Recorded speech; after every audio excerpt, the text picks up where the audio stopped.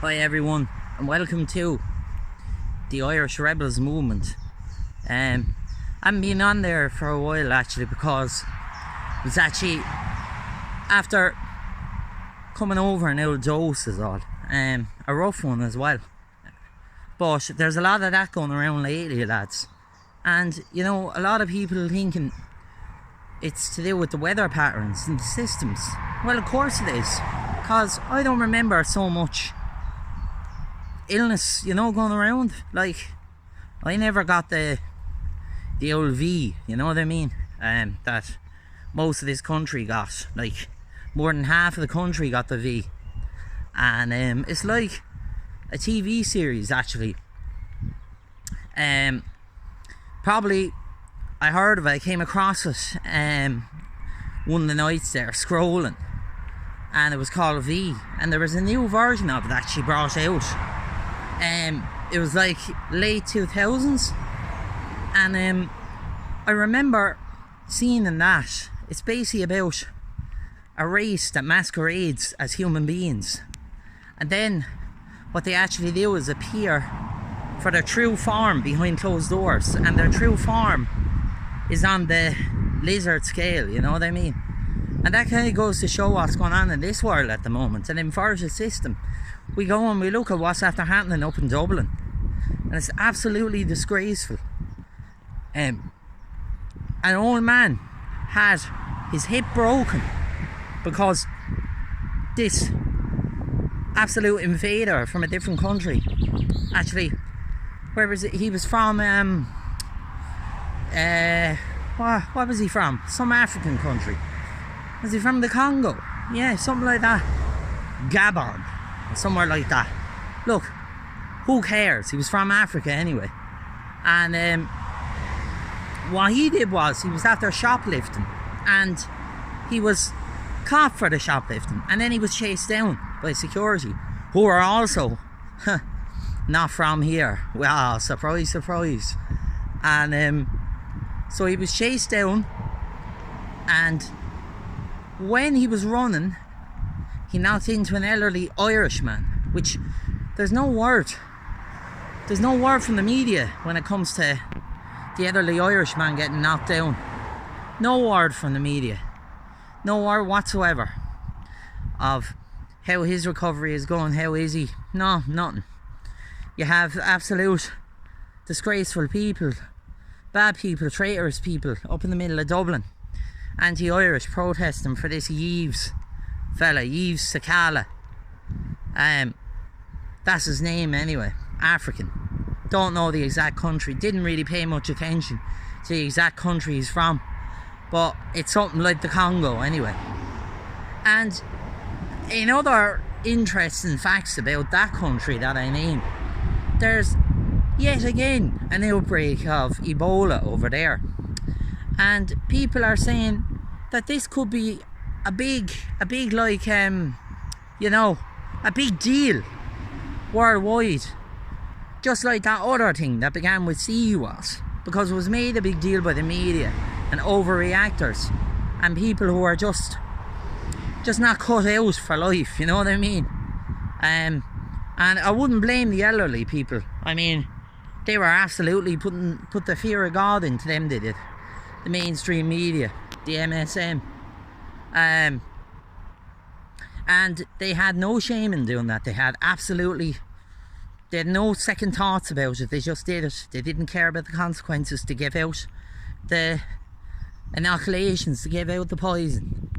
And now, when I speak of poison, I say, like, the media, the politicians, GPs were bolstering this, what would you call it? Safe and effective is what they were calling it anyway.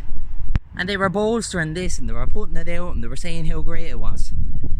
Never trust a snake oil salesman, as they say, like in the old Wild West, back in the times, you know, the old late 1800s, early 1900s, the Wild West. Never trust a snake oil salesman, because he's probably going to do you in. He's probably going to end up giving you something that's not going to actually work, you know, because snake oil obviously was something that would end you. Just like that thing that they gave out. That's after ending a lot of people. But no one talks about it and no one cares. I'll be probably censored over this video now because what I said. Oh, I'll be probably censored. Oh, how dare I say that. But anyway, I'm back anyway. I'm back from... It was a rough stretch, but I never make a big deal of things. I haven't been at the doctor's since about 2022, and the only reason I was there is because of an injury. There's a muscle injury, and that was it. I don't go to the doctors for the sniffles or an old virus. I know how to get over it, and I always did. I mean, look, there needs to be more knowledge given out to people on how to naturally get over things and how not to be scared of things, you know.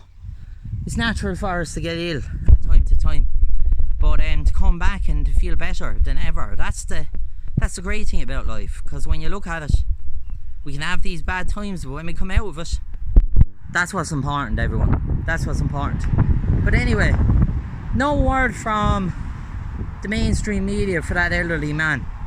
Nothing whatsoever. And it goes to show as well, do you remember that same African woman who knocked down an elderly Irishman up in Dublin at the same time? She was training on a expressway bus here in expressway. She was training, yeah. And well, training wrong, and you know, you can't teach these people basic instinct, common sense, you know what I mean? These people are on they're not the same, you know. I hope people aren't offended by that. They're just not the same. They're not the same as us. They'll never be civilized. Like, let's get real, like, lads. They're never going to be civilized. I don't care if they're watching it either. They're never going to be civilized. They're never going to be what they think they can be. They think they can be like us. They think they can, you know, fit in to European society. No, they're a scourge on European society.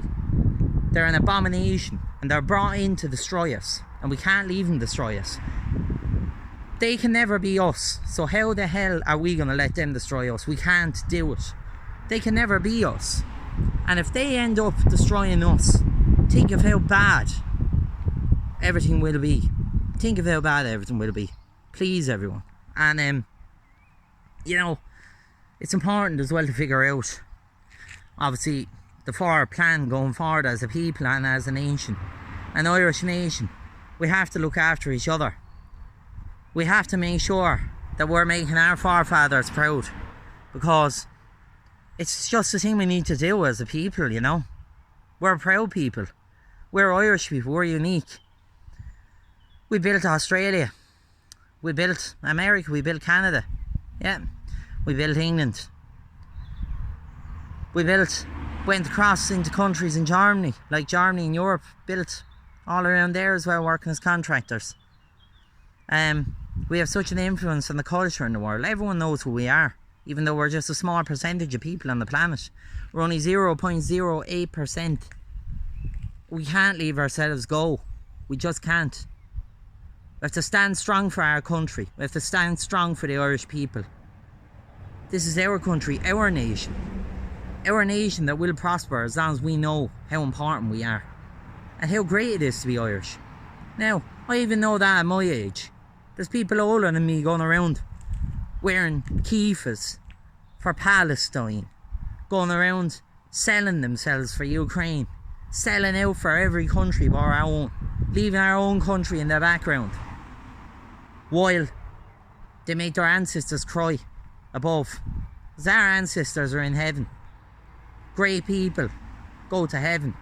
Traitorous people, they go to purgatory, because they didn't technically do something like, you know, really bad to another human being in itself, if you know what I mean. Like, they didn't do that, but they deceived their own country. They turned their back on their own country, so they're going to go in between when judgment day comes. And even God sees it that way as well. That's why he made us peoples. That's why we're our people, the Irish. God made sure that we had our identity. You know why? Because we have to always back each other up, no matter what, and look after our own tribe. People have forgotten about that. People have forgotten. But anyway, thanks for listening, everyone. And Grave me and all good. And Chucky Erlaw, Aaron Gabra. And if you can, just hit the subscribe button down below. The Irish Rebels movement. Thank you.